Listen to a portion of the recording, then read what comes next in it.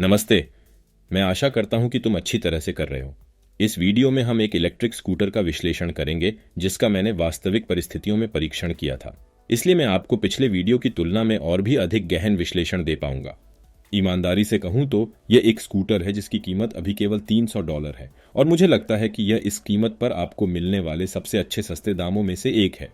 इसलिए इस वीडियो में मैं आपके सामने बिंदु दर बिंदु एओवो ब्रांड का ES क्वात्रेविंक्ट पेश करने जा रहा हूं और वीडियो के अंत तक बने रहिए क्योंकि मुझे कुछ घोषणाएं करनी हैं और मुझे लगता है कि अगर आप एक इलेक्ट्रिक स्कूटर खरीदने की सोच रहे हैं और एक विश्वसनीय, कुशल लेकिन बहुत महंगा मॉडल नहीं चाहते हैं तो वे आपके लिए बहुत रुचिकर होंगे। संक्षेप में, मुझे लगता है कि यह वीडियो मेरे चैनल पर सबसे दिलचस्प होगा क्योंकि यह एक उत्पाद के साथ बड़े दर्शकों तक पहुंचेगा, जैसा कि हम देखेंगे। उत्कृष्ट।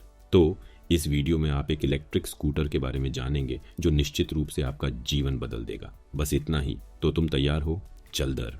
सौंदर्य की दृष्टि से ये सस्ती इलेक्ट्रिक स्कूटर एक ऐसा स्कूटर है जो काफी क्लासिक है, लेकिन जो विस्तार के मामले में साफ सुथरा है, खासकर वायरिंग और मोटर के मामले में जो सामने स्थित है। इसकी कम लागत के बावजूद हमारे पास निर्माण और देखभाल की गुणवत्ता बहुत उत्कृष्ट है। तो इस स्तर पर यह वास्तव में मजेदार है। बेशक मैं स्क्रीन पर छवियां डालूंगा ताकि आप अपने लिए इसके सौंदर्य शास्त्र का आकलन कर सकें, लेकिन कुल मिलाकर मुझे लगता है कि हमारे पास एक बहुत अच्छी मशीन है। अब आइए इस बारे में बात करें कि आपको निश्चित रूप से किस चीज में सबसे अधिक रुचि है। मशीन का प्रदर्शन।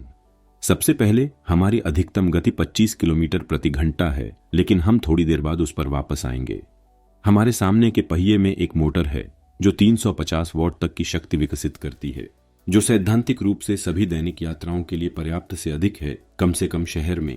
हमारे पास स्पष्ट रूप से सामने की ओर एक हेडलाइट है, पीछे की ओर एक ब्रेक लाइट है जो ब्रेक लगाने पर चमकती है। दृश्यता बढ़ाने के लिए हमारे पास स्कूटर के दोनों तरफ रिफ्लेक्टर भी हैं, खासकर रात में। बैटरी के संबंध में हमारे पास 36 वोल्ट 10.5 एम्पियर घंटे की बैटरी है जो सैद्धांतिक रूप से 30 किलोमीटर की स्वायत्तता प्रदान करती है, लेकिन वह भी हम वीडियो के अंत में इस पर वापस आएंगे। स्कूटर का वजन केवल 12 किलोग्राम है, जो अभी भी एक बड़ा प्लस पॉइंट है और यह आपको इसे आसानी से संभालने और हर जगह अपने साथ ले जाने की अनुमति देगा। अधिकतम अधिकृत भार 120 किलोग्राम है, जो इस तरह के कॉम्पैक्ट स्कूटर के लिए काफी अधिक है, लेकिन कुल मिलाकर यह आदर्श बना हुआ है क्योंकि औसतन स्कूटरों में अधिकतम भार 100 या 120 किलोग्राम होता है। आयामों के संबंध में डेक 14 सेंटीमीटर चौड़ा है, जो एक ऐसा आकार है जो एक कॉम्पैक्ट चरित्र रखते हुए सही आराम की अनुमति देता है, खासकर मशीन के परिवहन के लिए।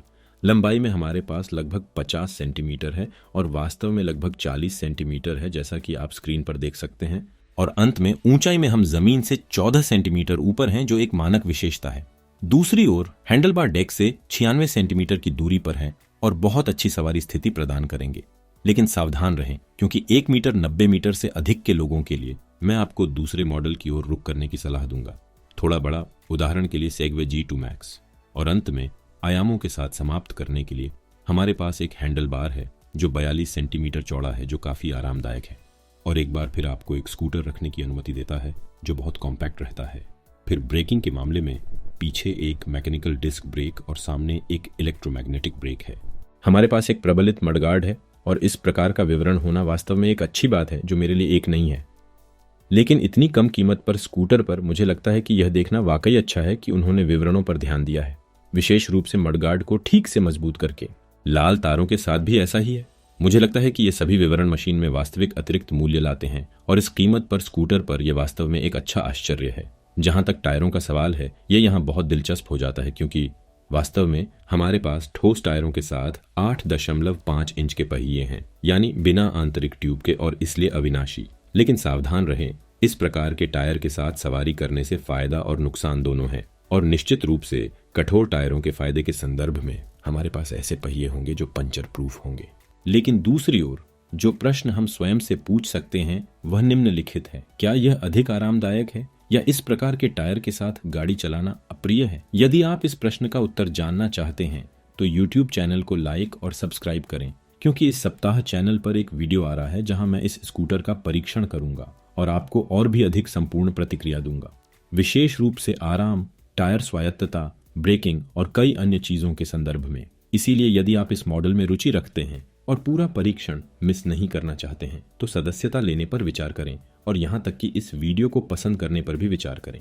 फिर हैंडल बार पर हमारे पास एक उज्ज्वल और बहुत गुणात्मक केंद्रीय स्क्रीन है। बटन से आप ड्राइविंग मोड को प्रबंधित कर सकते हैं, लाइट चालू या बंद कर सकते हैं और इलेक्ट्रिक स्कूटर को चालू या बंद भी कर सकते हैं। बाईं ओर एक ब्रेक हैंडल है, साथ ही एक छोटी घंटी भी है जो जरूरत पड़ने पर बहुत व्यावहारिक है। दाईं ओर हमारे पास एक क्लासिक एक्सेलरेशन ट्रिगर है जो अपना काम पूरी तरह से करता है। मैं अब आपसे ऐप के बारे में बात करने जा रहा हूं क्योंकि मुझे लगता है कि यह वास्तव में एक उत्कृष्ट विकल्प है जो इस विशेष रूप से अच्छी तरह से बनाए गए स्कूटर पर है, और ईमानदारी से कहूं तो मैंने इतने सस्ते मॉडल पर इतने अच्छे ऐप की उम्मीद नहीं की थी। ठीक है।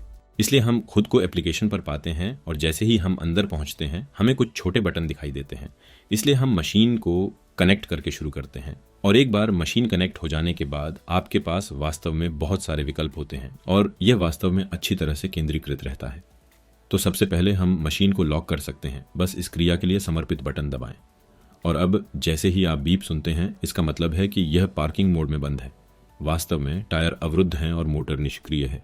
आप इसे तब तक चालू या बंद नहीं कर सकते जब तक आप अपने एप्लीकेशन के माध्यम से मशीन को अनलॉक नहीं करते। यह बहुत उपयोगी है। इसलिए मैं मशीन को अनलॉक करने जा रहा हूं और फिर आप जो कर सकते हैं वह दूर से हेडलाइट्स को सक्रिय करना है। मुझे नहीं पता कि वास्तविक परिस्थितियों में इसका वास्तव में क्या उपयोग किया जाएगा, लेकिन यह हमेशा अच्छा होता है यदि आप हेडलाइट बंद करना भूल जाते हैं और यदि आप कई मंजिलों से नीचे नहीं जाना चाहते हैं तो आपके पास इसका आवेदन है। उदाहरण के लिए यदि आवश्यक हो तो यह उपयोगी हो सकता है। फिर आप स्पोर्ट मोड या इको मोड प्रबंधित कर सकते हैं। यह बहुत उपयोगी नहीं है क्योंकि आप इसे सीधे स्कूटर पर कर सकते हैं। फिर जब आप सेटिंग्स पर क्लिक करते हैं तो आप सेटिंग्स पर पहुंच जाते हैं और आप क्रूज मोड को सक्रिय कर सकते हैं। यह बस क्रूज नियंत्रण है, तो आप इस विकल्प को बहुत आसानी से सक्षम या अक्षम कर सकते हैं। जैसे ही आप बीप सुनते हैं इसका मतलब है कि विकल्प सक्रिय या निष्क्रिय कर दिया गया है। फिर आप ड्राइविंग मोड को प्रबंधित कर सकते हैं, या तो इको मोड या स्पोर्ट मोड। आपने फिर से बीप सुनी। सेटिंग्स में आप हेडलाइट्स को भी प्रबंधित कर सकते हैं। फिर हमारे पास इकाई पैरामीटर हैं, इसलिए मुझे अभी तक नहीं पता कि यह किस लिए है। मैं पता लगा सकता हूं और अगली बार आपको बताऊंगा कि क्या मुझे इन विकल्पों की उपयोगिता मिली। यह वास्तव में बुरा नहीं है। यह टैक्सी स्टार्ट मोड या जीरो स्टार्ट मोड है।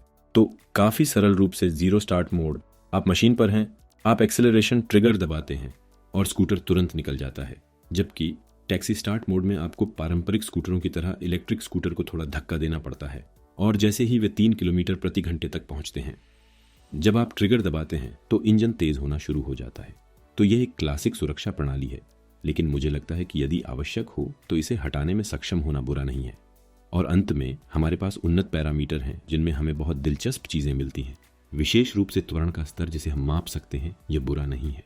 इसलिए उदाहरण के लिए यदि आप किसी बच्चे को स्कूटर उधार देना चाहते हैं या किसी ऐसे व्यक्ति को जिसने कभी स्कूटर नहीं दिया है, तो यह उपयोगी हो सकता है। ब्रेकिंग के लिए भी यही बात लागू होती है। मैंने इसे अधिकतम पर सेट किया है और यह काफी अच्छी तरह से ब्रेक लगाती है, लेकिन हम इसके बारे में परीक्षण वीडियो में बात करेंगे। और अंत में अंतिम बिंदु, तो वहां यह देखना वाकई बहुत अच्छा है कि एक एप्लीकेशन में जहां आप अधिकतम गति का प्रबंधन कर सकते हैं, तो आप स्कूटर को खोल सकते हैं या अधिक धीमी गति से चलाने के लिए इसे क्लैंप कर सकते हैं। लेकिन हम 25 किलोमीटर प्रति घंटे से आगे भी जा सकते हैं। क्या इंजन इसकी अनुमति देता है? मुझे लगता है कि हम 33 किलोमीटर प्रति घंटे से अधिक नहीं जा रहे हैं। मैं निश्चित रूप से वास्तविक परिस्थितियों में परीक्षण करूंगा, लेकिन सैद्धांतिक रूप से 50 किलोमीटर प्रति घंटे तक की चढ़ाई होगी। लेकिन यहाँ यह 350 वॉट का एक छोटा इंजन है, इसलिए मुझे लगता है कि हम प्रति घंटे 33 किलोमीटर तक चलेंगे। तो ये है ऐप के बारे में।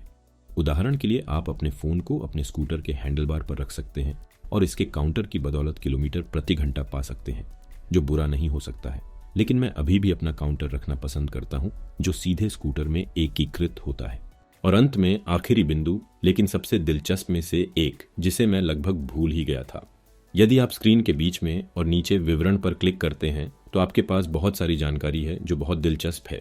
विशेष रूप से प्रतिशत में शेष बैटरी स्तर, वर्तमान गति और निश्चित रूप से स्थिर होने पर बैटरी वोल्टेज, एम्पियर की वर्तमान संख्या, वॉट की वर्तमान संख्या, मोटर तापमान और उपयोग पर विवरण रखना बहुत दिलचस्प है।